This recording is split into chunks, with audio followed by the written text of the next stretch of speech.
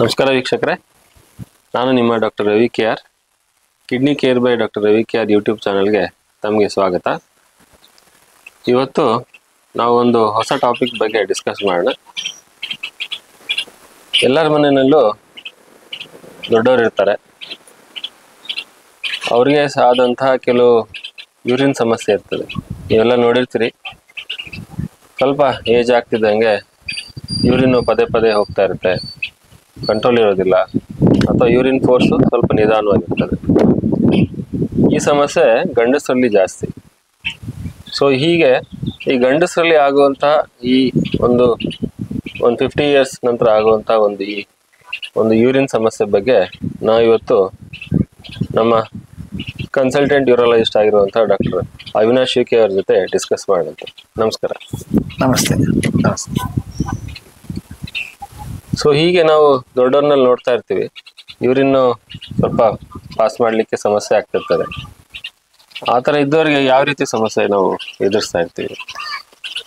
ಸಾಮಾನ್ಯತಃ ಗಂಡಸರಲ್ಲಿ ಹಿರಿಯರು ಹಾಗೂ ವೃದ್ಧಾಪ್ಯದಲ್ಲಿ ಎಸ್ಪೆಷಲಿ 50 ವರ್ಷದ ಮೇಲೆ ಕಂಡು ಬರುವಂತಹ ಕಾಮನ್ ಯೂರಾಲಜಿಕಲ್ ಪ್ರಾಬ್ಲಮ್ಸ್ ಅಂತ ಹೇಳಿದರೆ, ಯೂರಿನ್ ಸ್ವಲ್ಪ ಸ್ಪೀಡು ಕಡಿಮೆ ಆಗಿ ಹೋಗುವಂಥದ್ದು.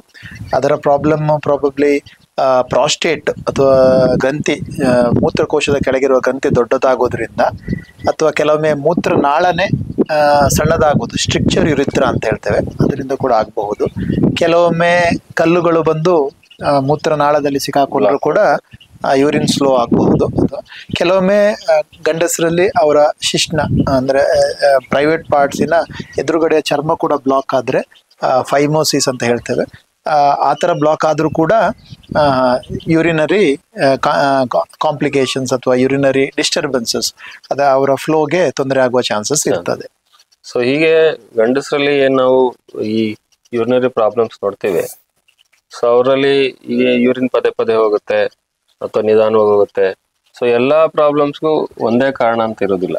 ಸೊ ತಾವು ಹೇಳ್ದ ಹಾಗೆ, ಸೊ ಸ್ಟ್ರಿಕ್ಚರ್ ಯುರೇತ್ರ ಆಗಿರ್ಬೋದು, ಯೂರಿನರಿ ಪ್ಯಾಸೇಜ್ ಸಣ್ಣದಾಗಿರ್ಬೋದು, ಸ್ಟೋನ್ಸ್ ಆಗಿರ್ಬೋದು, ಅಥವಾ ಫೈಮೋಸಿಸ್ ಆಗಿರ್ಬೋದು. ಸೊ ಹೀಗೆ ಯಾವ ಪ್ರಾಬ್ಲಮ್ ಇದೆ ಅಂತ ಅವರಿಗೆ ನಾವು ಹೇಗೆ ಖಚಿತಪಡಿಸ್ಕೊಳ್ಳೋದು? ಅದಕ್ಕೆ ಡಯಾಗ್ನೋಸಿಸ್ ಹೇಗಾಗ್ತದೆ? ಈಗ ಮೊದಲದಾಗಿ ಈ ವೃದ್ಧಾಪ್ಯದಲ್ಲಿ ಎಬವ್ 50 to 60 ಇಯರ್ಸ್ ಆಗುವಾಗ ಆದಷ್ಟು ರೆಗ್ಯುಲರ್ ಆಗಿ ಹೆಲ್ತ್ ಚೆಕಪ್ ಮಾಡಿಸ್ಕೊಳ್ಳೋದು ಒಳ್ಳೆಯದು. ಯೂರಾಲಜಿ ಹಾಗೂ ಬೇರೆ ಎಲ್ಲ ವೈದ್ಯಕೀಯ ವಿಭಾಗದ ಸಂಬಂಧಪಟ್ಟದ್ದು. ಇದು ಮೇನ್ಲಿ ನಾವು ಫಸ್ಟ್ ಆಫ್ ಆಲ್ ಹಿಸ್ಟ್ರಿ ಕೇಳಿ ತಿಳ್ಕೊಬೇಕಾಗ್ತದೆ. ಏನು ಕಂಪ್ಲೇಂಟ್ಸ್ ಅವರಿಗೆ, ಏನು ತೊಂದರೆಗಳು ಅವರಿಗೆ ಅನುಭವ ಆಗ್ತಾ ಇರ್ತದೆ, ಅದನ್ನು ನಾವು ತಿಳ್ಕೊಬೇಕು. ಹಾಗೂ ಮತ್ತು ಕ್ಲಿನಿಕಲ್ ಎಕ್ಸಾಮಿನೇಷನ್ ಅಂತ ಹೇಳ್ತೇವೆ. ಅಂತ ಹೇಳಿದ್ರೆ ನಾವು ವೈಯಕ್ತಿಕವಾಗಿ ಅವರನ್ನು ಪರ್ಸನಲ್ ಎಕ್ಸಾಮಿನೇಷನ್ ಮಾಡಿ ಪ್ರೋಟೋಕಾಲ್ ವೈಸ್ ಏನು ನೋಡ್ಬೇಕದನ್ನು ನೋಡಿಕೊಂಡು ತಿಳ್ಕೊಬಹುದು. ಹಾಗೂ ಇದರಲ್ಲಿ ಕಾಮನ್ಲಿ ನಾವು ಶಿಶ್ನದ ಭಾಗ ಅಥವಾ ಎರಡು ಕಡೆ ವೃಷಣಗಳು, ಬೀಜಗಳು, ಟೆಸ್ಟಿಕಲ್ಸ್ ನೋಡುವಂಥದ್ದು, ಹಾಗೂ ಮತ್ತೆ ಪ್ರಾಸ್ಟೇಟ್ ಅಥವಾ ಶುಕ್ಲ ಗ್ರಂಥಿ ಅಂತ ಹೇಳ್ತೇವೆ, ಅದನ್ನು ಪರೀಕ್ಷೆ ಡಿಜಿಟಲ್ ಎಕ್ಸಾಮಿನೇಷನ್ ಮಾಡಿ ಪರೀಕ್ಷೆ ಪರ್ರೆಕ್ಟಲ್ ಎಕ್ಸಾಮಿನೇಷನ್ ಮಾಡಿ ಚೆಕ್ ಮಾಡುವಂಥದ್ದು. ಹಾಗೂ ಕೆಲವುದಕ್ಕೆ ಬೇರೆ ನೆಕ್ಸ್ಟ್ ಲೆವೆಲ್ ರೇಡಿಯಾಲಜಿಕಲ್ ಸ್ಕ್ಯಾನಿಂಗ್ ವಿಭಾಗದ ಕೆಲವು ಟೆಸ್ಟ್ಗಳ ಸಹಾಯದಿಂದ ಕೂಡ ಅದನ್ನು ಪತ್ತೆ ಹಚ್ಚಬಹುದು. ಮೇನ್ಲಿ ಫಸ್ಟ್ ಕ್ಲಿನಿಕಲ್ ಹಿಸ್ಟ್ರಿ ಭಾರಿ ಇಂಪಾರ್ಟೆಂಟ್. ಅವ್ರಿಗೆ ಏನೇನು ತೊಂದರೆ ಆಗ್ತಾ ಇದೆ ಫಸ್ಟ್ ತಿಳ್ಕೋಬೇಕು ಅದು. ಆಮೇಲೆ ನೆಕ್ಸ್ಟ್ ಅದಕ್ಕೆ ಬೇಕಾದ ಕ್ಲಿನಿಕಲ್ ಎಕ್ಸಾಮಿನೇಷನ್ ಮತ್ತು ಕೋರಿಲೇಟಿಂಗ್ ಆಗಲಿಕ್ಕೆ ಸ್ಕ್ಯಾನಿಂಗ್ ಟೆಸ್ಟ್ಗಳು ಅಥವಾ ಯೂರಿನ್ ಟೆಸ್ಟ್ಗಳು ಅಥವಾ ಎಕ್ಸ್ರೇ ಟೆಸ್ಟ್ಗಳು ಅವಶ್ಯಕತೆ ಬಿದ್ದಾಗ ಮಾಡಿಸ್ಬೇಕಾಗ್ತದೆ. ಸೊ ಈಗ ನಾವು ಈ ಥರ ಯೂರಿನ್ ಸಮಸ್ಯೆ ಇದ್ದಾಗ ಕೆಲವರು ಹೇಳ್ತಾ ಇರ್ತಾರೆ, ನಮ್ಗೆ ಯೂರಿನ್ ಈ ಟೈಮಲ್ಲಿ ಹಿಂಗಾಗುತ್ತೆ ಅಂತ. ಅವಾಗ ನಾವೊಂದು ಬ್ಲಾಡರ್ ಡೈರಿ ಅಂತ ಮಾಡ್ತೀವಿ. ಸೊ ಬ್ಲಾಡರ್ ಡೈರಿ ಅಂತಂದ್ರೆ ನಾವು ಯಾವ ರೀತಿ ಮಾಡ್ಬೋದು? ಈಗ ಬ್ಲಾಡರ್ ಡೈರಿ ಅಂತ ಹೇಳಿದ್ರೆ ಒಂದು ಸಿಂಪಲ್ ರೆಪ್ರೆಸೆಂಟೇಷನ್. ಅವರು ಒಂದು ದಿನ ಹಾಗೂ ರಾತ್ರಿಯಲ್ಲಿ ಯಾವ ರೀತಿ ಮೂತ್ರ ವಿಸರ್ಜನೆ ಮಾಡಿ ಎಷ್ಟೆಷ್ಟು ಕ್ವಾಂಟಿಟಿ ಯಾವ್ಯಾವ ಟೈಮಿಗೆ ಏನೇನು ಮಾಡ್ತಾರೆ ಅಂತೇಳಿ, ಅದಕ್ಕೆ ಕೆಲವರು ಫ್ರೀಕ್ವೆನ್ಸಿ ಆ್ಯಂಡ್ ವಾಲ್ಯೂಮ್ ಚಾರ್ಟ್ ಅಂತ ಹೇಳ್ತಾರೆ. ಎಷ್ಟು ಸಲ ಯಾವ ಗಂಟೆಗೆ ಎಷ್ಟು ml ಮಾಡಿದ್ರು ಅದನ್ನು ಲೆಕ್ಕ ಹಿಡಿಯುವಂಥದ್ದು. ಅದು ಅತಿಯಾಗಿ ಕಡಿಮೆನೂ ಇರಬಾರ್ದು, ವಿಪರೀತ ಜಾಸ್ತಿ ಕೂಡ ಆಗಬಾರ್ದು. ಅವರ ಕ್ವಾಲಿಟಿ ಆಫ್ ಲೈಫ್, ಎಸ್ಪೆಷಲಿ ದೈನಂದಿನ ಚಟುವಟಿಕೆಗಳಿಗೂ ಕೂಡ ಅಡ್ಡಿ ಅಥವಾ ಇದು ತೊಂದರೆ ಉಂಟು ಮಾಡಬಾರದು. ಅದಕ್ಕೆ ನಾವು ಫ್ರೀಕ್ವೆನ್ಸಿ ವಾಲ್ಯೂಮ್ ಚಾರ್ಟ್ ಅಥವಾ ಇನ್ನೂ ಬೆಟರ್ ಅಂದ್ರೆ ಮಿಕ್ಚುರೇಷನ್ ಡೈರಿ ಅಂತ ಹೇಳ್ತೇವೆ. ಅದನ್ನು ಎಲ್ಲದನ್ನು ಅದಕ್ಕೊಂದು ಅದರದೇ ಆದಂತ ಒಂದು ಪ್ರಿಂಟೆಡ್ ಫಾರ್ಮ್ ಇರ್ತದೆ. ಅದರಲ್ಲಿ ಎಲ್ಲ ನೀಟಾಗಿ ಎಲ್ಲ ತಿಳಿಯುವ ಭಾಷೆಯಲ್ಲೇ ಬರ್ದಿರ್ತಾರೆ ಹೇಗೆ ಬರಿಬೇಕು ಅಂತ. ಅಂಡ್ ಪಿಕ್ಟೋರಿಯಲ್ ರೆಪ್ರೆಸೆಂಟೇಷನ್ ಇರ್ತದೆ. ಅದನ್ನು ಮೆನ್ಷನ್ ಮಾಡಿದ್ರೆ ಆಗ ಯೂರಾಲಜಿಸ್ಟ್ ಹಾಗೂ ನೆಫ್ರಾಲಜಿಸ್ಟ್ಗೆ ಏನು ಆ ಪೇಷಂಟ್ ಅಲ್ಲಿ ತೊಂದರೆ ಆಗ್ತಾ ಇದೆ ತಿಳಿದು ಬರ್ತದೆ. ಅದಕ್ಕೋಸ್ಕರ ಯಾವಾಗಲೂ ಬಂದು ಕನ್ಸಲ್ಟ್ ಮಾಡಿ ಅದನ್ನು ತೋರಿಸ್ಕೊಳ್ಳೋದು ಉಚಿತ. ಕರೆಕ್ಟ್. ಸೊ ಹೀಗೆ ನಾವು ಜೆಂಟ್ಸ್ ಅಲ್ಲಿ ಯೂರಿನ್ ಪ್ರಾಬ್ಲಮ್ ಡಿಸ್ಕಸ್ ಮಾಡ್ತಾ ಇರ್ಬೇಕಾದ್ರೆ ಸೊ ಆ ಸಿಂಪ್ಟಮ್ಸ್ ನಲ್ಲಿ ಬರ್ತಾರೆ ಅವರು, ನಮ್ಗೆ ಹಿಂಗ ಆಗ್ತಾ ಇದೆ ಅಂತ. ಅವಾಗ ಆ ಡಯಾಗ್ನೋಸಿಸ್ ಮಾಡ್ಲಿಕ್ಕೆ ನಮ್ಮ ಹತ್ರ ಯಾವ ಟೆಸ್ಟ್ ಅವೈಲೇಬಲ್ ಇದೆ, ಯಾವ ಟೆಸ್ಟ್ಗಳು ಅವ್ರಿಗೆ ಮಾಡಿಸ್ಬೇಕಾಗ್ತದೆ? ಮೋಸ್ಟ್ ಕಾಮನ್ಲಿ ಎಲ್ಡರ್ಲಿ ಮೇಲ್ ಪೇಷಂಟ್ಸ್ ಅಲ್ಲಿ, ಗಂಡಸರಲ್ಲಿ ಪ್ರಾಸ್ಟೇಟ್ ತೊಂದರೆಗಳು ವೆರಿ ಕಾಮನ್ ಆಗಿ ಬರ್ತದೆ. ಇವುಗಳಿಗೆ ಆಫ್ಟರ್ ಹಿಸ್ಟ್ರಿ ಮತ್ತೆ ಕ್ಲಿನಿಕಲ್ ಎಕ್ಸಾಮಿನೇಷನ್ ಎಲ್ಲ ಆದ್ಮೇಲೆ ನಾವು ಯೂಶಲಿ ಅಲ್ಟ್ರಾಸೌಂಡ್ ಅಂತ ಕೇಳ್ತೇವೆ. ಅಲ್ಟ್ರಾಸೌಂಡ್ ಅಲ್ಲಿ ಯೂರಿನ್ ಫುಲ್ ಇದ್ದಾಗ ಯೂರಿನ್ ಮಾಡಿದ ನಂತರ ಎಷ್ಟು ಉಳಿತದೆ ಗೊತ್ತಾಗ್ತದೆ. ಪ್ಲಸ್ ಪ್ರಾಸ್ಟೇಟ್ ಎಷ್ಟು ದೊಡ್ಡದಾಗಿದೆ ಅದರ ರಿಲೇಟೆಡ್ ಗೊತ್ತಾಗ್ತದೆ. ಕೆಲವೊಮ್ಮೆ ಯೂರಿನ್ ಟೆಸ್ಟ್ಗಳು ಕೇಳ್ತೇವೆ, ಇನ್ಫೆಕ್ಷನ್ ಏನಾರು ಇದೆಯಾ, ಬ್ಲಡ್ ಏನಾರು ಹೋಗ್ತಾ ಇದೆಯಾ ಅದನ್ನು ನೋಡ್ತೇವೆ. ಹಾಗೂ PSA ಎಂಬ ಟೆಸ್ಟ್ ಬಾರಿ ಇಂಪಾರ್ಟೆಂಟ್. ಯಾಕಂತ ಹೇಳಿದ್ರೆ ಪ್ರಾಸ್ಟೇಟ್ ಸ್ಪೆಸಿಫಿಕ್ ಆಂಟಿಜನ್. ಯಾಕಂದ್ರೆ ಇದನ್ನ ಈಗೀಗ ಸ್ಕ್ರೀನಿಂಗ್ ಅಲ್ಲೂ ತುಂಬಾ ಜನ ಎಲ್ಲ ಕಡೆ ಆಲ್ ಓವರ್ ಅಳವಡಿಸ್ತಾ ಇದ್ದಾರೆ. ಯಾಕಂದ್ರೆ early detection of prostate cancer ಅಂತ ಹೇಳ್ತೇವೆ. ಸೊ ಆ ಟೆಸ್ಟ್ ಅನ್ನು ಮಾಡಿಸ್ತೇವೆ.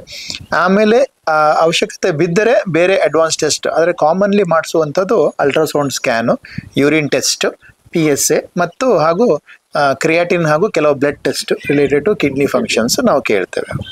ಸೊ ಈಗ ನಾವು ಸಾಕಷ್ಟು ಟೆಸ್ಟ್ಗಳು ಮಾಡಿಸ್ತೀವಿ. ಆದರೆ ಈ ಸಾಮಾನ್ಯವಾಗಿ ಈ ವಯಸ್ಸಲ್ಲಿ ಈಗ ನಾವು ಲೇಡೀಸ್ನಲ್ಲಿ ಹೇಗೆ ಹಾರ್ಮೋನಲ್ ಚೇಂಜಸ್ ಆಗುತ್ತೆ, ಸೊ ಜೆಂಟ್ಸಲ್ಲಿ ಕೂಡ ಹಾರ್ಮೋನಲ್ ಚೇಂಜಸ್ ಆಗಿ ದೇಹದಲ್ಲಿ ಸಾಕಷ್ಟು ಚೇಂಜಸ್ನ ನಾವು ನೋಡ್ತಾ ಇರ್ತೀವಿ, ಎಸ್ಪೆಷಲಿ ಆ 45 to 50 ಇಯರ್ಸ್ ನಂತರ. ಸೊ ಹೀಗೆ ನೀವು ಟೆಸ್ಟ್ಗಳೆಲ್ಲ ಮಾಡಿಸ್ಕೊಂಡಾಗ ಈ ಏಜ್ ಗ್ರೂಪಲ್ಲಿ ನಾವು ಕಾಮನ್ ಆಗಿ ಪ್ರಾಸ್ಟೇಟಿಸಮ್ ಅಥವಾ ಪ್ರಾಸ್ಟೇಟಿಕ್ ಸಿಂಪ್ಟಮ್ಸ್ ಅಂತ ಕರಿತೀವಿ. ಸೊ ಈ ಪ್ರಾಸ್ಟೇಟ್ ಪ್ರಾಬ್ಲಮ್ ಇದ್ದವರು ಅವ್ರಿಗೆ ಯಾವ ಥರ ಅವರಿಗೆ ರೋಗ ಲಕ್ಷಣ ಇರ್ತದೆ, ಸಿಂಪ್ಟಮ್ಸ್ ಇರುತ್ತೆ? ಯೂಶಲಿ ಪ್ರಾಸ್ಟೇಟ್ ಸಮಸ್ಯೆ ಇರುವ ಗಂಡಸರಲ್ಲಿ ಸಾಮಾನ್ಯವಾಗಿ ಮೊದಲನೇದಾಗಿ ರಾತ್ರಿ ಹೊತ್ತು ಏಳುವಂಥ ಸಮಸ್ಯೆ ಜಾಸ್ತಿ ಆಗ್ತದೆ. ಅವರು ಮೊದಲಿನಕ್ಕಿಂತನೂ ಸ್ವಲ್ಪ ಜಾಸ್ತಿ ಆಗ್ತದೆ, ನಾಕ್ಚೂರಿ ಅಂತ ಹೇಳ್ತೇವೆ. ಆಮೇಲೆ ಸ್ವಲ್ಪ ಯೂರಿನ್ ಅರ್ಜೆಂಟ್ ಆಗಿ ಬರುವಂಥದ್ದು, ಅರ್ಜೆಂಟ್ ಆಗಿ ಬಂದ್ರೆ ಆ ಸಮತೋಲನ ಅಂದ್ರೆ ಕಂಟ್ರೋಲ್ ಮಾಡ್ಲಿಕ್ಕೆ ಆಗದೇ ಇರುವಂಥದ್ದು, ಅಥವಾ ಕೆಲವೊಮ್ಮೆ ಪದೇ ಪದೇ ಯೂರಿನ್ ಹೋಗ್ತಾ ಇರಬೇಕು. ಅಥವಾ ಇನ್ನು ಕೆಲವರಲ್ಲಿ ಯೂರಿನ್ ಬಂದಾಗ ಹೋಗಿ ಮೂತ್ರ ವಿಸರ್ಜನೆ ಶುರು ಮಾಡಲು ಬಹಳ ಟೈಮ್ ತಗೊಳ್ಳೋದು, ಹೆಸಿಟೆನ್ಸಿ ಅಂತ ಹೇಳ್ತೇವೆ. ಕೆಲವೊಮ್ಮೆ ಯೂರಿನ್ ಮಾಡಿದ್ರು ಕೂಡ ಮೊದಲಿನ ಆ ವೇಗ ಸ್ಪೀಡ್ ಇರಲ್ಲ. ಆ ಯೂರಿನ್ ಬಹಳ ಸಣ್ಣಕ್ಕೆ ತೆಳುವಾಗಿ ಸ್ವಲ್ಪ ಹತ್ರ ಬೀಳ್ತದೆ, ದೂರಕ್ಕೆ ಬೀಳಲ್ಲ, ಅಬ್ಸ್ಟ್ರಕ್ಟಿವ್ ಆಗಿ. ಆಮೇಲೆ ಮಾಡಿ ಆದ್ಮೇಲೆ ಕೂಡ ಏನೋ ಇನ್ನೂ ಉಳಿದಿದೆಯಪ್ಪ, ಪುನಃ ನಾನು ಹೋಗ್ಬೇಕು, ಖಾಲಿ ಆಗುದಿಲ್ಲ ಅಂತ ಅನಿಸ್ತಾ ಇರ್ತದೆ. ಇನ್ನು ಕೆಲವರಲ್ಲಿ ಕೆಲವೊಮ್ಮೆ ಉರಿಮೂತ್ರನೂ ಬರಬಹುದು, ಅಥವಾ ಕೆಲವೊಮ್ಮೆ ಯೂರಿನ್ ರಕ್ತ ಪಾಸ್ ಆಗಬಹುದು, ಅಥವಾ ಯೂರಿನ್ ಇನ್ಫೆಕ್ಷನ್ ಸಂಕೇತ ಕೂಡ ಬರಬಹುದು. ಸೊ ಹೀಗೆ ಈಗ ನೋಡಿದ್ರಲ್ಲ, ಪ್ರಾಸ್ಟೇಟ್ ಸಿಂಪ್ಟಮ್ಸ್ ಈ ಥರ ಎಲ್ಲ ಇರುತ್ತೆ. ಆದರೆ ಜನರಲ್ ಒಂದು ಆತಂಕ ಇರ್ತದೆ, ಈ ಡಾಕ್ಟರ್ ಹತ್ರ ಹೋದ ಕೂಡಲೇ ಪ್ರಾಸ್ಟೇಟ್ ಅಂತ ಹೇಳ್ತಾರೆ. ಆದರೆ ಎಲ್ಲರಿಗೂ ಆಪ್ರೇಷನ್ ಮಾಡೋ ಅವಶ್ಯಕತೆ ಇದೆಯಾ, ಅಥವಾ ಯಾರಿಗೆ ನಾವು ಮೆಡಿಸಿನ್ ಕೊಳ್ಳೋದು ಅನ್ನೋದ್ರ ಬಗ್ಗೆ ಒಂದು ಜನರಿಗೆ ಗೊತ್ತಾಗಬೇಕಾಗಿದೆ. ಪ್ರಾಸ್ಟೇಟ್ ಎನ್ಲಾರ್ಜ್ ಆದವರಲ್ಲಿ ಎಲ್ಲರಲ್ಲೂ ಶಸ್ತ್ರಚಿಕಿತ್ಸೆ ಅಗತ್ಯ ಇರುವುದಿಲ್ಲ, at least in the early stages to be more precise. Usually ultrasound ಅಲ್ಲಿ ಪ್ರಾಸ್ಟೇಟಿನ ಒಂದು ಗ್ರೇಡಿಂಗ್ ಅಂತ ಹೇಳ್ತೇವೆ. ಆ ಗ್ರೇಡ್ ಪ್ರಕಾರ ಗ್ರೇಡ್ 1 ಇದೆಯಾ, ಅದಕ್ಕಿಂತ ಸ್ವಲ್ಪ ಜಾಸ್ತಿ ಇದ್ರೆ 2, ಗ್ರೇಡ್ 3, ಸೈಜ್ ಇನ್ಕ್ರೀಸ್ ಆದಾಗೆ ಅದರ ಗ್ರೇಡ್ ಜಾಸ್ತಿ ಆಗ್ತದೆ. ಆಮೇಲೆ ಮೇನ್ಲಿ ಅವ್ರು ಯಾವ ಅನುಭವಗಳನ್ನು ಅನುಭವಿಸ್ತಿರ್ತಾರೆ, ಸಿಂಪ್ಟಮ್ಸ್, ಅದು ಬಾರಿ ಇಂಪಾರ್ಟೆಂಟ್ ಆಗ್ತದೆ. ಅವರ ಕ್ವಾಲಿಟಿ ಆಫ್ ಲೈಫ್ ಹೇಗಿದೆ, ತುಂಬಾ ಡಿಸ್ಟರ್ಬ್ಡ್ ಆಗಿದೆಯಾ. ಯಾಕಂದ್ರೆ ಕೆಲವರಲ್ಲಿ ಫಂಕ್ಷನ್ಗಳು ಅಥವಾ ಸೋಷಿಯಲ್ ಗ್ಯಾದರಿಂಗ್ಸ್, ಬಸ್ ಟ್ರಾವೆಲ್ ಎಲ್ಲ ಮಾಡ್ಲಿಕ್ಕೆ ಬಹಳ ಕಷ್ಟ ಆಗ್ತದೆ ಅವರಲ್ಲಿ. ಅಥವಾ ಮನೆಯಲ್ಲಾದರೂ ಕೂಡ ಕಷ್ಟ ಆಗ್ತದೆ, ಯೂರಿನ್ ಪದೇ ಪದೇ ಹೋಗ್ಬೇಕು ಅಥವಾ ಸಡನ್ ಆಗಿ ಲೀಕ್ ಆಗುವಂಥದ್ದು ಇಂಥವೆಲ್ಲ. ಸೊ ಓವರ್ ಆಲ್ ನಾವು ಅವರ ಕ್ವಾಲಿಟಿ ಆಫ್ ಲೈಫ್ ಕೂಡ ನೋಡ್ತೇವೆ. ಇನಿಷಿಯಲಿ ಎಲ್ಲರಿಗೂ ನಾವು ಸ್ಟಾರ್ಟಿಂಗ್ ಅಲ್ಲಿ ಆದಷ್ಟು ಮೆಡಿಸಿನ್ಸ್ ಅನ್ನು ಸ್ಟಾರ್ಟ್ ಮಾಡ್ತೇವೆ. ಈ ಮೆಡಿಸಿನ್ ಇಂದ ಏನಾಗ್ತದೆ ಅಂತ ಹೇಳಿದ್ರೆ ಯೂರಿನ್ ಫ್ಲೋ ಸ್ವಲ್ಪ ಬೆಟರ್ ಆಗ್ತದೆ. ಆಮೇಲೆ ಈ ಅರ್ಜೆನ್ಸಿ ಅಂದ್ರೆ ಪದೇ ಪದೇ ಹೋಗ್ಬೇಕು ಫ್ರೀಕ್ವೆನ್ಸಿ, ಆಮೇಲೆ ರಾತ್ರಿ ಹೇಳುವಂಥದ್ದು, ಇವೆಲ್ಲ ಕಮ್ಮಿ ಆಗ್ತದೆ ಅವರಿಗೆ. So they will have A better sleep and good quality of life. ಅವರಲ್ಲಿ ಆ ಒಂದು ಸೆಲ್ಫ್ ಕಾನ್ಫಿಡೆನ್ಸ್ ಕೂಡ ಇಂಪ್ರೂವ್ ಆಗ್ತದೆ, ಪೇಷಂಟ್ ಕಂಫರ್ಟೇಬಲ್ ಅನಿಸ್ತಾರೆ. ಆಮೇಲೆ ಬೇರೆ ಏನಾದರೂ ಸಮಸ್ಯೆಗಳಾಗಿದ್ರೆ ಯೂರಿನ್ ತುಂಬಾ ಉಳಿಯುವಂಥದ್ದು ಅಥವಾ ಪ್ರೆಷರ್ ಹಾಕಿ ಮಾಡುವಂಥದ್ದು ಇವೆಲ್ಲವೂ ಇಂಪ್ರೂವ್ ಆಗಿ ಎಷ್ಟೋ ಕಂಟ್ರೋಲಿಗೆ ಬರ್ತದೆ. ಈ ಮೆಡಿಸಿನ್ ಅನ್ನು ನಿರ್ದಿಷ್ಟವಾಗಿ ನಾವು ಒಂದು 3 ರಿಂದ 6 ತಿಂಗಳವರೆಗೆ ತಗೊಳ್ಳಿ ಅಂತ ಹೇಳ್ತೇವೆ. ಆಮೇಲೆ ಅವ್ರನ್ನ ಅಸೆಸ್ ಮಾಡ್ತಾ ಇರ್ತೇವೆ. ಒನ್ಸ್ ಇನ್ 2 or 3 ಮಂತ್ಸ್ಗೆ ಫಾಲೋ ಅಪ್ ಕರೆದು ಕರೆಕ್ಟಾಗಿ. ಅದರ ಜೊತೆಗೆ ಬೇರೆ ಏನಾದರೂ ಶುಗರು ಅಂತ ತೊಂದರೆಗಳು ಅಥವಾ ಥೈರಾಯ್ಡ್ ಸಮಸ್ಯೆ ಇದ್ರೆ ಅಥವಾ ಯೂರಿನ್ ಇನ್ಫೆಕ್ಷನ್ ಇದ್ರೆ ಅಥವಾ ಇದನ್ನ ಆದಷ್ಟು ನಾವು ಅದಕ್ಕೂ ಕೂಡ ಕನ್ಸಲ್ಟೇಷನ್ಗಳು ಕೊಟ್ಟು ಅದನ್ನು ಕಂಟ್ರೋಲ್ ಮಾಡಿಸಿ ಓವರ್ ಆಲ್ ಆಗಿ ಅದಕ್ಕೆ ಕನ್ಸರ್ವೇಟಿವ್ ಮ್ಯಾನೇಜ್ಮೆಂಟ್ ಅಂತ ಹೇಳ್ತೇವೆ, ಇದನ್ನು ಮಾಡಬಹುದು. ಸೊ ಹೀಗೆ ಪ್ರಾಸ್ಟೇಟ್ ಸಿಂಪ್ಟಮ್ಸ್ ಇದೆ ಅಂದರೆ ಎಲ್ಲರಿಗೂ ಆಪ್ರೇಷನ್ ಅವಶ್ಯಕತೆ ಇರೋದಿಲ್ಲ. ಸೊ ಡಾಕ್ಟರ್ ಅವಿನಾಶ್ ಅವ್ರು ಹೇಳಿದಾಗೆ ಸ್ಟಾರ್ಟಿಂಗ್ನಲ್ಲಿ ನಾವು ಮೆಡಿಸಿನ್ಸ್ ಕೊಟ್ಟು ಅವರಿಗೆ ಇಂಪ್ರೂವ್ಮೆಂಟ್ಗೆ ಕ್ವಾಲಿಟಿ ಆಫ್ ಲೈಫ್ ಕೊಡಲಿಕ್ಕೆ ಟ್ರೈ ಮಾಡ್ತೀವಿ. ಹಾಗಾದರೆ ಈ ಪ್ರಾಸ್ಟೇಟ್ ಮೆಡಿಸಿನ್ಸ್ ತಗೊಂಡು 3 ರಿಂದ 6 ತಿಂಗಳು ಅಥವಾ ತದನಂತರ ಅವರಿಗೆ ಪ್ರಾಸ್ಟೇಟ್ ತುಂಬ ಜಾಸ್ತಿ ದೊಡ್ಡದಿದೆ, ಸೊ ಅದರಿಂದ ಆಗುವಂಥ ಕೆಲವು ಕಾಂಪ್ಲಿಕೇಶನ್ಸ್ ಇದ್ದು ಅಂದಾಗ ನೀವು ಸರ್ಜರಿ ಅಡ್ವೈಸ್ ಮಾಡ್ತೀವಿ. ಆದರೆ ಜನರಲ್ಲಿ ಒಂದು ಭಯ ಇರ್ತದೆ, ಆಪರೇಷನ್ ಅಂತಂದ್ರೆ ಹೊಟ್ಟೆ ಕೊಯ್ತಾರ ಅಂತ. ನಿಜನಾ ಅದು? ಈಗ ಮೊದಲನೇದಾಗಿ ನಾವು ಮೆಡಿಕಲ್ ಮ್ಯಾನೇಜ್ಮೆಂಟ್ ಆದಷ್ಟು ಟ್ರೈ ಮಾಡ್ತೇವೆ. ಅವರನ್ನು ರಿಎಸ್ಎಸ್ ಕರೆದಾಗ ಕೆಲವರಿಗೆ ಇಂಪ್ರೂವ್ಮೆಂಟ್ ಆಗೋದಿಲ್ಲ ಅಂತ ಹೇಳಿದ್ರೆ ಅವರಿಗೆ ನಾವು ಅದರದೇ ಆದ ಇಂಡಿಕೇಶನ್ಸ್ ಇದ್ರೆ ತುಂಬಾ ದೊಡ್ಡ ಸೈಜ್ ಪ್ರಾಸ್ಟೇಟ್ ಹಾಗೂ ಯೂರಿನ್ ಬಹಳ ಉಳಿತಾ ಇರೋದು, ಖಾಲಿ ಆಗದೆ ಇರುವುದು, ಅದರಿಂದಾಗಿ ಮೂತ್ರಕೋಶ ತುಂಬಾ ದಪ್ಪ ಆಗುವುದು ಅಥವಾ ಅದರಲ್ಲಿ ಬಹಳ ಪರ್ಮನೆಂಟ್ ಡ್ಯಾಮೇಜ್ ಆಗುವಂತ ಚೇಂಜಸ್ ಬರುವಂತದ್ದು, ಕೆಲವೊಮ್ಮೆ ಕಲ್ಲುತ್ಪತ್ತಿ ಆಗುವಂಥದ್ದು ಅಥವಾ ಪದೇ ಪದೇ ಯೂರಿನ್ ಇನ್ಫೆಕ್ಷನ್ ಅಥವಾ ಯೂರಿನ್ ಬ್ಲಡ್ ಹೋಗುವಂಥದ್ದು ಸನ್ನಿವೇಶಗಳು ಬಂದ್ರೆ ಅಥವಾ ಯೂರಿನ್ ಸಡನ್ ಆಗಿ ಬ್ಲಾಕೇಜ್ ಆಗುವಂತ ರಿಟೆನ್ಷನ್ ಅಂತ ಹೇಳ್ತೇವೆ, ತುಂಬಾ ನೋವು ಬರ್ತದಾಗ ಯೂರಿನ್ ಮಾಡ್ಲಿಕ್ಕೂ ಆಗುದಿಲ್ಲ, ಇಂಥವರಲ್ಲಿ ನಾವು ಅಬ್ಸಲ್ಯೂಟ್ ಅಥವಾ ರಿಲೇಟಿವ್ ಇಂಡಿಕೇಶನ್ಸ್ ಅಂತ ಹೇಳಿ ಸರ್ಜರಿಯನ್ನು ಅಡ್ವೈಸ್ ಮಾಡ್ತೇವೆ. If patients have improved the medication ಆದಷ್ಟು ನಾವು ಫಾಲೋ ಅಪ್ ಅಲ್ಲಿ ಇಟ್ಕೊಳ್ತೇವೆ. ಅವಶ್ಯಕತೆ ಬಿದ್ದಾಗ ಅದು ಬೇಕಾಗ್ತದೆ. ಅಂಡ್ ಈಗ ಸರ್ಜರಿ ಎಂಬುದು ಇದರಲ್ಲಿ ಮೋಸ್ಟ್ ಆಫ್ ದ ಟೈಮ್ ಈಗ ಎಂಡೋಸ್ಕೋಪಿಕ್ ಮೂಲಕನೇ ಮಾಡುವಂಥದ್ದು. ಅಂದ್ರೆ ಏನು ಒಂದು ದೇಹದ ಭಾಗದಲ್ಲಿ ಕಟ್ ಮಾಡದೆ ಅಥವಾ ಹೊಲಿಗೆ ಅವಶ್ಯಕತೆ ಇಲ್ಲದೆ ಹಾಗೂ ಬಹಳ ರಕ್ತಸ್ರಾವ ಇಲ್ಲದೆ ಅಥವಾ ನಿರ್ದಿಷ್ಟ ಬೇರೆ ಯಾವುದು ಕಾಂಪ್ಲಿಕೇಶನ್ಸ್ ಇಲ್ಲದ ರೀತಿ ಮಾಡುವಂತ ಟೆಕ್ನಾಲಜೀಸ್ ಬಂದಿದೆ. ಹೌದು, ಅದರಲ್ಲಿ ಒಂದು ನಾವು ಅದಕ್ಕೆ ಸಾಮಾನ್ಯವಾಗಿ TURP ಅಂತ ಹೇಳ್ತೇವೆ, ಟ್ರಾನ್ಸ್ ಯುರೆಥ್ರಲ್ ಅಂದ್ರೆ ಮೂತ್ರನಾಳದ ಮೂಲಕ ರಿಸೆಕ್ಷನ್ ಆಫ್ ಪ್ರಾಸ್ಟೇಟ್ ಅನ್ನು ತೆಗೆಯುವಂಥದ್ದು. ಅದರಲ್ಲಿ ಬೇರೆ ಬೇರೆ ತರಹದ ಎನರ್ಜಿ ಸೋರ್ಸಸ್ ಬರ್ತದೆ. ಈಗ ಗೋಲ್ಡ್ ಸ್ಟ್ಯಾಂಡರ್ಡ್ ಅಂತ ಹೇಳಿದ್ರೆ ಬೈಪೋಲಾರ್ ಅಂತ ಹೇಳ್ತೇವೆ, ಯಾವಾಗ ಆ ದೇಹದ ಒಳಗೆ ನಾವು ಏನು ಕರೆಂಟು ಏನು ಆ ಕಡೆ ಈ ಕಡೆ ಬಾಡಿಗೆ ಟ್ರಾನ್ಸ್ಫರ್ ಆಗದೆ ಬರೇ ಪ್ರಾಸ್ಟೇಟ್ ಅನ್ನು ನೀಟಾಗಿ ಆದಷ್ಟು ಬ್ಲಡ್ಲೆಸ್ ಫಿಲ್ ತೆಗಿಬಹುದು. ಈಗ ಅದರಿಂದ ಮೇಲೆ ಇವಾಗ ಇವನ್ ಲೇಸರ್ ಚಿಕಿತ್ಸೆ ಇದೆ. ಇದು ಯೂಶಲಿ ನಾವು ಆದಷ್ಟು ದೊಡ್ಡ ಪ್ರಾಸ್ಟೇಟ್ ಗಳಿಗೆ ನಾವು ಮಾಡ್ತೇವೆ, ಅಥವಾ ಕಾರ್ಡಿಯಾಕ್ ಪ್ರಾಬ್ಲಮ್ ಇದ್ದವರು ರಕ್ತ ತೆಳುವಾಗುವಂತ ಮೆಡಿಸಿನ್ ತಗೋತಾ ಇರ್ತಾರೆ, ಅವರಲ್ಲಿ ಆದಷ್ಟು ಇದನ್ನು ಡೈರೆಕ್ಟ್ಲಿ ನಾವು ಇದ್ ಮಾಡ್ಕೊಂಡು ಮಾಡಬಹುದು. ಸೊ ಇದಕ್ಕೆ ನಾವು TURP ಅಂತ ಹೇಳ್ತೇವೆ. ಸೊ TURP ಅನ್ನೋದು ಈಗ ನೋಡಿದ್ರಲ್ಲ, ಆದ್ರೆ ಈಗ ಆಗ್ಲೇ ಡಿಸ್ಕಸ್ ಮಾಡಿದಾಗೆ ಈ ಪ್ರಾಸ್ಟೇಟಿಕ್ ಪ್ರಾಬ್ಲಮ್ ಬರೋದೇ ಸಾಮಾನ್ಯವಾಗಿ ಒಂದು ಮಿಡ್ಲ್ ಏಜ್ ದಾಟಿದ ಮೇಲೆನೆ. ಸೊ ಆ ಟೈಮಲ್ಲಿ ಅವ್ರಿಗೆ ಪ್ರಾಸ್ಟೇಟ್ ಸಿಂಪ್ಟಮ್ಸ್ ಅಲ್ಲದೆ ಅವ್ರಿಗೆ ಬೇರೆ ರೀತಿ ಸಮಸ್ಯೆಗಳು ಇರುತ್ತೆ. ಆಗ್ಲೇ ಹೇಳಿದಾಗೆ ಸುಮಾರು ಜನಕ್ಕೆ ಕಾರ್ಡಿಯಾಕ್ ಮೆಡಿಕೇಶನ್ಸ್ ತಗೊಳ್ತಿರ್ತಾರೆ, ಡಯಾಬಿಟಿಸ್ ಹೈಪರ್ ಟೆನ್ಷನ್ ಮೆಡಿಸಿನ್ಸ್ ತಗೊಳ್ತಿರ್ತಾರೆ, ಅಥವಾ ಅವ್ರಿಗೆ ಬೇರೆ ರೀತಿಯಾದಂತಹ ಒಂದು ಬೇರೆ ಬೇರೆ ರೀತಿ ಕಾಯಿಲೆ ಇರ್ತದೆ. ಅಂಥವ್ರಿಗೂ ಈ ಪ್ರಾಸ್ಟೇಟಿಕ್ ಸರ್ಜರಿ ಮಾಡಿಸ್ಕೊಳ್ಬೋದು ಅವರು. ಯೂಶಲಿ ಪ್ರಾಸ್ಟೇಟ್ ತೊಂದರೆ ಅಂತ ಹೇಳಿದ್ರೆ ಅದು ಇಳಿ ವಯಸ್ಸಿನಲ್ಲೇ ಬರುವಂತ ತೊಂದರೆಗಳು, ಏಜ್ ಆದವರಲ್ಲೇ. ಸೊ ಯೂಶಲಿ ಅಬೌವ್ 60-70 ಇಂಥವರಲ್ಲಿ ಆದಷ್ಟು ಕೋಮಾರ್ಬಿಡ್ ಕಂಡೀಷನ್ಸ್ ಇದ್ದೇ ಇರ್ತದೆ. ಶುಗರ್ ಜಾಸ್ತಿ ಇರುವಂಥದ್ದು ಅಥವಾ BP ಅಥವಾ ಹಾರ್ಟ್ ಸಮಸ್ಯೆ ಅಂಡ್ ಎಸ್ಪೆಷಲಿ ದಮ್ಮು ಅಸ್ತಮ, COPD ತೊಂದರೆಗಳು ಅದರದ್ದು, ಹಾಗೂ ಕೆಲವು ಮೆಡಿಕೇಶನ್ಸ್ ಯಾವ್ದ್ರಲ್ಲಿ ನಾವು ಸರ್ಜರಿ ಮಾಡ್ಲಿಕ್ಕೆ ಆಗುದಿಲ್ಲ, ಯಾವ್ದ್ರಿಂದ ಬ್ಲೀಡಿಂಗ್ ಜಾಸ್ತಿ ಆಗ್ಬೋದು ಅಂತ ಮೆಡಿಕೇಶನ್ ತಗೊಳ್ಳೋರು, ಬ್ಲಡ್ ಥಿನ್ನರ್ಸ್ ಅಂತ ಹೇಳ್ತೇವೆ, ಇಕೋಸ್ಪ್ರಿನ್ ಅಥವಾ ಕ್ಲಾಪಿಡೋಗ್ರಲ್ ಅಂತ, ಇಂಥವು ಸುಮಾರು ಇರ್ತದೆ.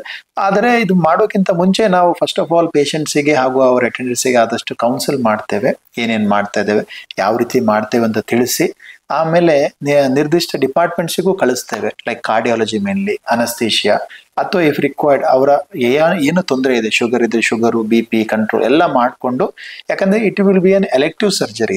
ಇದರಲ್ಲಿ ಎಮರ್ಜೆನ್ಸಿ ಆಗಿ ಮಾಡುವಂತದ್ದು ಏನಿಲ್ಲ. ಯಾಕಂದ್ರೆ ಎಮರ್ಜೆನ್ಸಿ ಇದರಲ್ಲಿ ಅಂತ ಹೇಳಿದ್ರೆ ಯೂರಿನ್ ಬ್ಲಾಕ್ ಆಗುದು. ಅದಕ್ಕೆ ನಾವು ಸಾಮಾನ್ಯವಾಗಿ ಒಂದು ಮೂತ್ರ ಟ್ಯೂಬ್ ಹಾಕಿ ಬಿಡಬಹುದು, ಅವ್ರಿಗೆ ಮೂತ್ರ ಟ್ಯೂಬ್ ಹಾಕಿ ಬಿಡಬಹುದು. ಮಿಕ್ಕಿದ ಟೈಮ್ ಎಲ್ಲದನ್ನು ಫಿಟ್ನೆಸ್ ತಗೊಂಡು ಇದು ಮಾಡಿದ್ರೆ ಆದಷ್ಟು ಕಾಂಪ್ಲಿಕೇಶನ್ ಮಿನಿಮೈಸ್ ಮಾಡಿ ಆದಷ್ಟು ಬೆಸ್ಟ್ ರಿಸಲ್ಟ್ಸ್ ಪೇಷಂಟ್ಸ್ಗೆ ಕೊಡಬಹುದು. ಈಗ ನೋಡಿದ್ರಲ್ಲ ವೀಕ್ಷಕರೇ, ಬಹಳಷ್ಟು ಜನ ಏಜ್ ಆದವರು ಟ್ರಾವೆಲಿಂಗ್ ಮಾಡೋದೇ ಬಿಟ್ಬಿಟ್ಟಿರ್ತಾರೆ. ಸೊ ಲಾಸ್ಟ್ ನೀವು ಯಾವಾಗ ಪ್ರಯಾಣ ಮಾಡಿದಿರಿ ಅಂದ್ರೆ, ಇಲ್ಲ ಡಾಕ್ಟ್ರೆ ನಾವು ಪ್ರಯಾಣ ಮಾಡೋದೇ ಬಿಟ್ಬಿಟ್ಟಿದೀನಿ, ಯಾಕಂದ್ರೆ ಯೂರಿನ್ ಪ್ರಾಬ್ಲಮ್ ಇದೆ ನನಗೆ ಅಂತ. ನೆಂಟರ ಮನೆಗೆ ಹೋಗ್ಲಿಕ್ಕೂ ಹೌದು. ಸೊ ಒಂದು ಸೋಷಿಯಲ್ ಅವರಿಗೆ ಸ್ಟಿಗ್ಮಾ ಆಗ್ಬಿಟ್ಟಿರುತ್ತೆ, ನೀರು ಕುಡಿಯೋದು ಕಡಿಮೆ ಮಾಡ್ಬಿಟ್ಟಿರ್ತಾರೆ. ಸೊ ಈ ಒಂದು ಸಿಂಪ್ಟಮ್ಸ್ ಇದ್ದವರು ದಯವಿಟ್ಟು ಭಯ ಪಡಬೇಡಿ.